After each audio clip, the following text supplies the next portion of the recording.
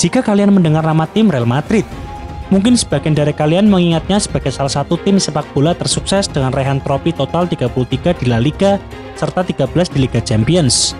Namun kesuksesan ini tampaknya juga terjadi di sektor lainnya, yakni olahraga basket. Ya, tim yang bernama Real Madrid Baloncesto itu memiliki sejarah panjang serta juga pernah diperkuat pemain-pemain hebat seperti Arvydas Sabonis, Nikola Mirotic, Rudy Fernandes, Serge Ibaka, dan Luka Doncic. Bahkan hingga saat ini mereka menjadi tim tersukses di Liga Basket Spanyol dengan raihan total 35 trofi domestik serta 10 trofi di ajang Euroleague. Nah, dengan segala kesuksesan yang sudah diraih, tentunya akan sangat menarik jika kita mengetahui bagaimana tim ini bisa terbentuk dan perjuangan mereka untuk dapat menjadi salah satu tim terhebat di kancah Eropa. Oke, jika begitu langsung saja yuk kita saksikan videonya. Sejarah bola basket di kota Madrid tentunya tidak akan pernah bisa lepas dari nama Angel Cabrera.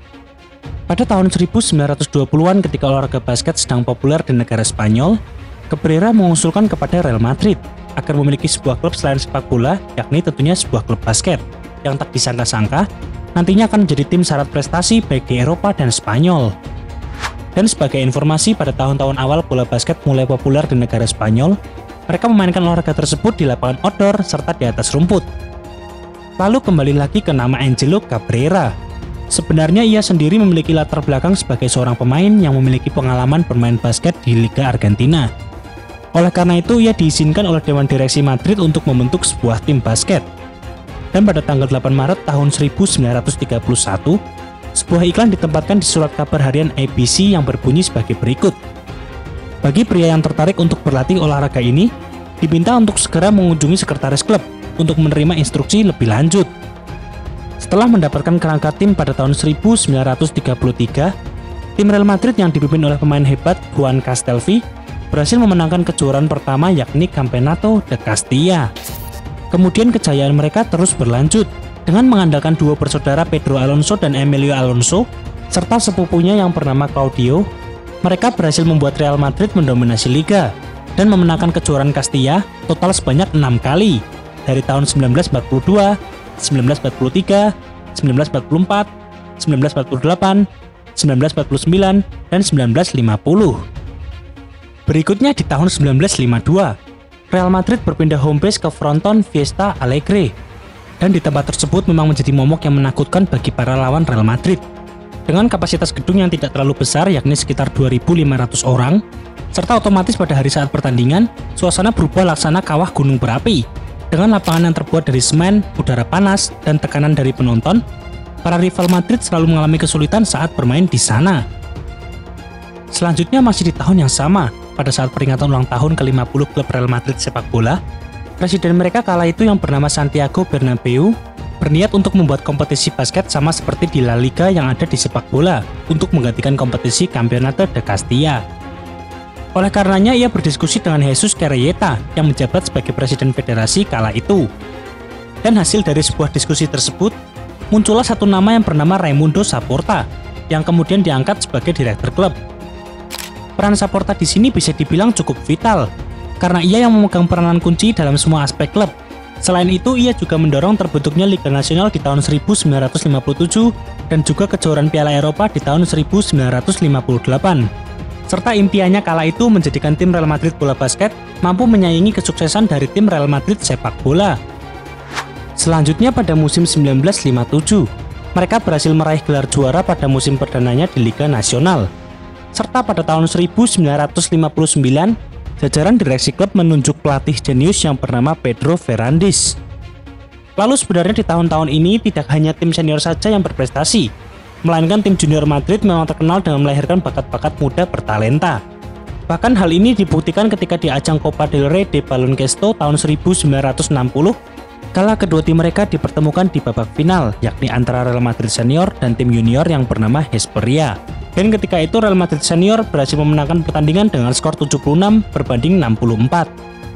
Beralih pada tahun 1962 dan 1963.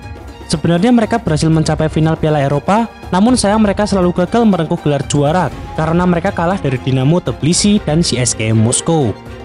Kemudian tahun 1964, mereka juga berhasil melaju hingga babak final dan kali ini Madrid yang dipimpin oleh pelatih Joaquín Hernández serta berisikan trio mematikan yakni Emiliano Rodriguez, Clifford Luke, dan Bob Burgess.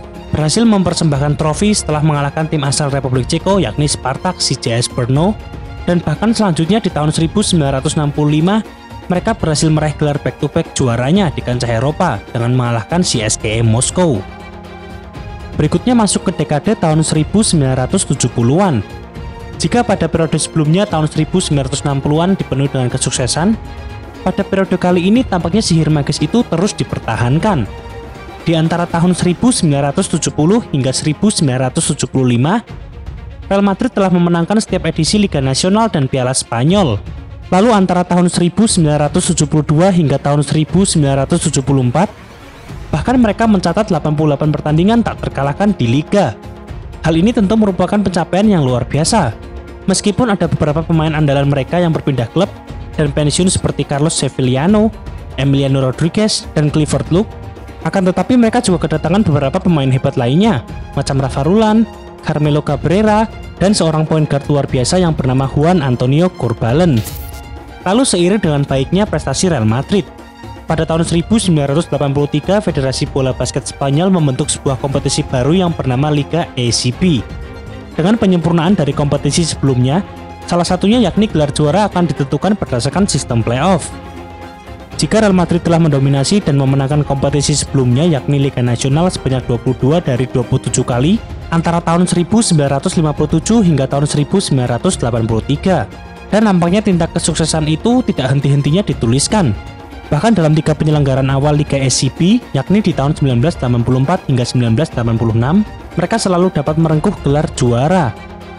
Serta pada tahun 1988, dari beberapa pemain yang memperkuat tim Real Madrid, muncullah satu nama yang sangat menonjol yakni Dražen Petrovic. Dražen Petrovic sendiri sebenarnya selalu menjadi momok yang menakutkan bagi Madrid. Sebelum ia direkrut oleh tim, ia memperkuat klub Cebona Zagreb. Bahkan ketika itu ia menjadi bintang kemenangan saat mengalahkan Real Madrid di partai final Euroleague tahun 1985. Selanjutnya pada tanggal 14 Maret tahun 1989, di hari itu Madrid berhasil meraih Piala Winners' Cup dalam salah satu pertandingan final yang paling tak terlupakan dalam sejarah basket Eropa. Dražen Petrovic berhasil keluar menjadi pahlawan berkat catatan 62 poinnya untuk mengantarkan timnya menang dengan skor 117-113 atas Naidero de Caserta. Kemudian memasuki dekade 1990-an, di era inilah dominasi Madrid baik di Spanyol dan Eropa terus berlanjut. Dengan dipimpin oleh pemain Arvidas Sabonis, mereka berhasil meraih beberapa trofi, salah satunya yaitu gelar juara Piala Eropa di tahun 1995. Sekaligus hal ini merupakan gelarnya yang ke-8 bagi Madrid di ajang tersebut. Selanjutnya memasuki dekade 2000-an. Di era inilah Madrid masih mempertahankan keperkasaannya. Apalagi dengan kedatangan presiden baru yakni Florentino Perez, diharapkan mampu membuat tim Real Madrid baik sepak bola dan basket menjadi tim yang syarat prestasi. Serta di tahun 2005 Real Madrid berhasil membuat final yang paling berkesan. Pada pertandingan yang mempertemukan antara Real Madrid melawan Tau Cerámica di final Liga ACB, setelah dalam 4 pertandingan sebelumnya kedudukan sama kuat yakni 2-2, tibalah di game kelima yang menjadi pertandingan penentuan. Dan benar saja, saat itu pertandingan berlangsung sangat sengit. Akan tetapi di menit-menit akhir dengan waktu hanya menyisakan 42 detik, tim Tau Cerámica mampu mengungguli Madrid dengan skor 69-61. Dan ketika itu para supporter Cerámica bahkan sudah bersiap untuk menyambut timnya dalam meraih gelar juara. Namun sebuah keajaiban datang ketika dengan luar biasa Madrid mampu mengejar dan bahkan membalikan keadaan. Dengan tembakan 3-point terakhir dari Alberto Herreros yang menjadikan skor final 69-70, dan akhirnya Real Madrid pun berhasil merengkuh gelar juara. Lalu sebenarnya di tahun 2006 Florentino Perez sempat mundur dari jabatannya sebagai presiden Real Madrid. Namun ia kembali di tahun 2009, dan saat dimulainya periode kedua kepemimpinan Perez, ia sangat memberi dukungan penuh kepada tim basket Real Madrid agar prestasi bola basket bisa mengikuti kesuksesan tim sepak bola. Hal ini dapat dilihat dari kedatangan Ettore Messina yang merupakan pelatih paling bergengsi di Eropa. Selain itu, Madrid juga pernah diperkuat oleh beberapa pemain hebat seperti Rudy Fernandez, Sergio Rodriguez, Jesse Carroll, dan termasuk Serge Ibaka yang sempat bermain di Real Madrid selama beberapa bulan saat NBA mengalami lockout season di tahun 2011. Kemudian selama rentan tahun 2010 hingga 2020, tim ini total sudah meraih 19 gelar juara dengan rincian 2 Copa Europa, 5 Liga, 6 Piala Raja, 5 Piala Super Bola Basket, dan 1 piala basket internasional. Serta di tahun 2015 mereka juga sempat melahirkan salah satu pemain berbakat bernama Luka Doncic yang kini sudah bermain dan menjadi salah satu prospek terbaik di kompetisi NBA. Berikutnya baru-baru ini presiden mereka Florentino Perez melontarkan kata-kata yang membuat beberapa pihak terkejut karena ia menyatakan keinginannya untuk membawa tim basket Real Madrid agar dapat berkompetisi di NBA. Hal ini ia lontarkan lantaran ia merasa bosan karena Madrid dianggapnya sudah tidak memiliki lawan yang kompetitif baik di Liga Spanyol maupun Eropa. Di kompetisi basket kami sudah memainkan banyak pertandingan yang kurang menarik. Kami sudah menguasai Eropa dan saya punya impian untuk melihat Madrid bermain di NBA. Saya sudah meminta perwakilan kami untuk membahasnya dengan pihak NBA dan kami akan berada di wilayah timur. Akan tetapi mereka menganggap hal ini masih jauh. Dan sebenarnya saat ini hanya ada 2 tim NBA yang memiliki jumlah pengikut lebih banyak dari kami di media sosial. Nah, menurut basketball lovers bagaimana nih jika seandainya Real Madrid akan bermain di NBA? Tulis opini kalian di kolom komentar ya. Serta jangan lupa untuk klik tombol subscribe dan aktifkan tombol loncengnya agar tidak ketinggalan video-video terbaru dari kami. Terima kasih.